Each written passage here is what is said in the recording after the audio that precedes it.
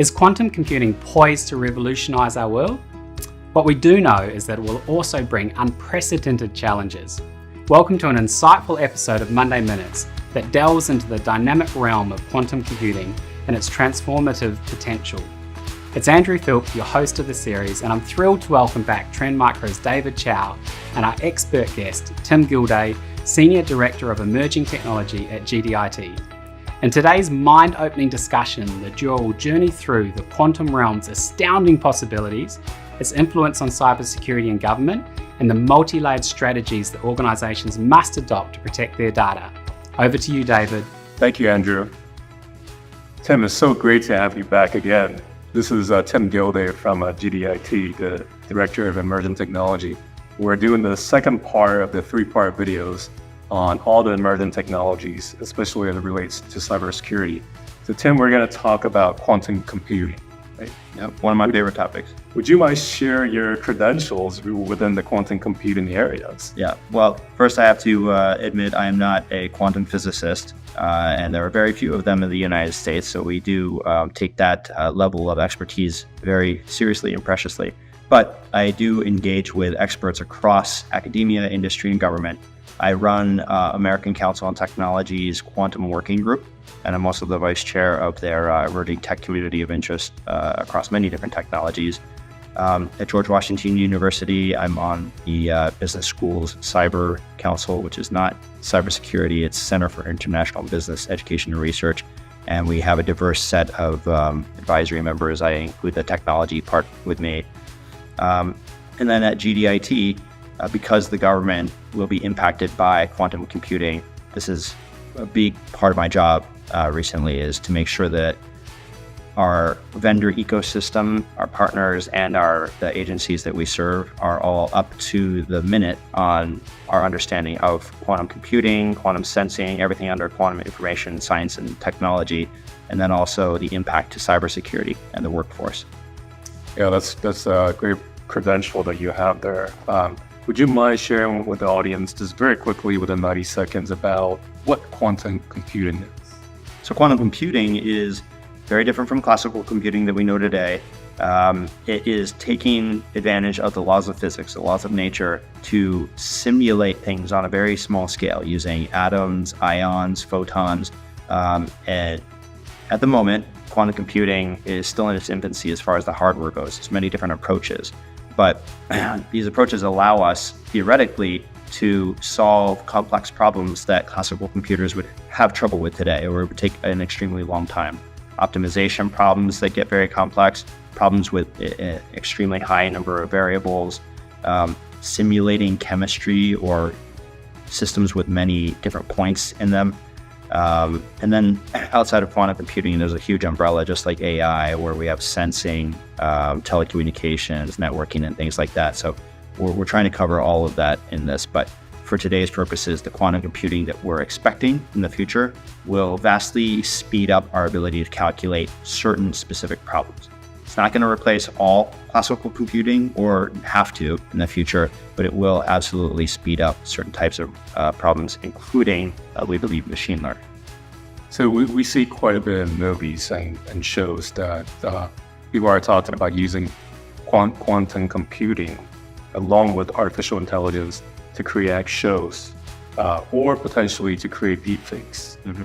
Can you talk a little bit about possibility of identity crisis as well as some of the cybersecurity issues associated with quantum computing? Sure. The sky is falling. I'm teasing. We do have to be aware of already today, even without the benefit of quantum computing, artificial intelligence has made it so much easier to clone voices and make authentic sounding, indiscernible differences between voices. So over the phone, that's a very difficult quandary that we're already dealing with. Now, video deepfakes, not only images, but video deepfakes are becoming aggressively better on a monthly basis. That's without quantum computing. So when you accelerate machine learning, generative adversarial networks, and other things that would potentially improve the ability to simulate us talking in a lifelike way, quantum computing would theoretically vastly accelerate that. But not only the sound and the video, but potentially also the the simulation or prediction of what we would be talking about. So if it has enough detail in past videos of you and me, even if we're not talking together, it gets a little bit of an understanding of our personalities, how we answer questions, and it can draw upon a library of our writing, triangulate data, and actually simulate almost as if we were agents, right? Simulated agents, and have a conversation of its own within whatever parameters a bad actor might define. So that is a risk going into the future, and we have to take it seriously. A solution for that, there's no single silver bullet. You have to have a multi-layered, multi-pronged approach to it, which does include technology. You can use AI to identify bad AI to some extent, but that's a reactive approach after something has already come out. How do you prepare society? You need to train them. And unfortunately, to some extent, that's going to be by scandals or incidents occurring where we see this, and then after the fact, we learn that that was a deep fake. Calm down. We need to figure out how to recover from this, but damage will have been done.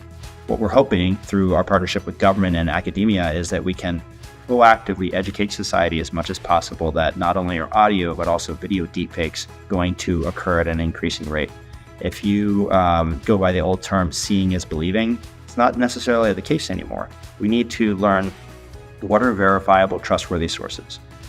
If you receive something that you think is unusual or unorthodox, take it with a grain of salt. Go and see if you can find it on multiple reputable sources before you react to it.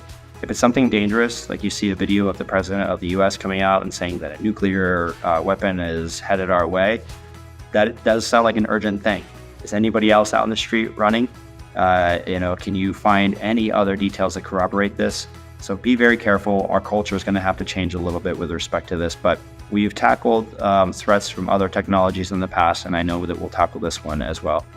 So us having conversation here is really generated by AI as well as quantum computing. Yeah, I'm actually out on the beach relaxing.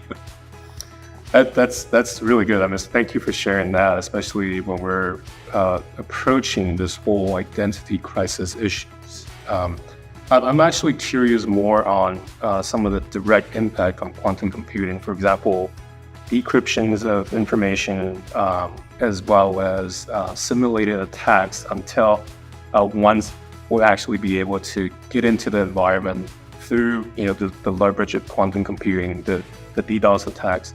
Can you share a little bit about that particular issues, as well as what would be the recommendation for enterprises to deal with it?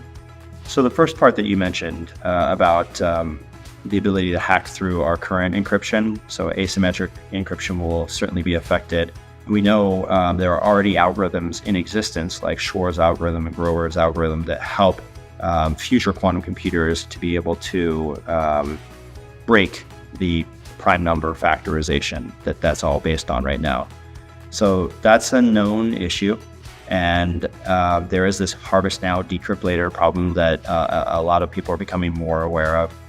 That means even if we don't have a functional, crypto-analytically relevant quantum computer today that can hack through cybersecurity today, if somebody downloads encrypted data and sits on that data and waits, that means that when that crypto-analytically relevant quantum computer is in existence, they can slice through that potentially and reveal the data and secrets within. So that's why the US government is taking it very seriously. Our intelligence community has certain ways of protecting data with regard to that. The rest of our government is increasingly becoming aware of training workforce needs. How are we going to have to adapt our cybersecurity infrastructure? NIST has been working on guidelines for new algorithms that are meant to protect against this type of quantum threat. As of today, as of our filming, government agencies are allowed to put these quantum resistant algorithms into effect, but the guidance, the FIPS documents are not complete. And so that should be coming out relatively soon. And then all agencies are encouraged strongly to start implementing. This is going to be a huge effort, kind of a mega Y2K upgrade, right? So one of the things that we would encourage agencies or private organizations to do is know what your most sensitive data is, prioritize it. You can't just apply all the fixes at once. You need to really go to the most sensitive, high-risk data. And so once you've got that landscape assessment and prioritization complete, then you can start to apply protections and advanced methods to the most sensitive data, figure out where that might have to transit and follow that path and protect it. And then you can work from a top-down approach. So from a government perspective, I think they'd like everybody to be completely overhauled by the year 2035. In reality, we want that today, right? So as soon as you can, this is a now problem, even though the quantum processing power doesn't quite exist yet. Thank you so much for sharing the inside knowledge on quantum computing. And this is something exciting, but also at the same time, just like artificial intelligence, could be a little daunting for people to have to go through. So I think that the cybersecurity professional just needs to stay abreast of what's going on within this realm and be able to react to it once there's more guideline, right? As well as once people are talking about this whole quantum computing more. So thank you so much, Tim. Yeah, my pleasure. Thank you, Tim and David. As we conclude this eye-opening episode, it's clear that quantum computing is a double-edged sword, offering both incredible potential and security risks. In today's quick-fire chat, Tim has shared invaluable insights into how we can navigate this territory. The quantum era is upon us, and it's our responsibility to prepare for it. Well, thank you for joining us today. For our next episode, we're excited to have Tim return for more interesting insights, discussing cybersecurity in the crypto and blockchain world. See you then.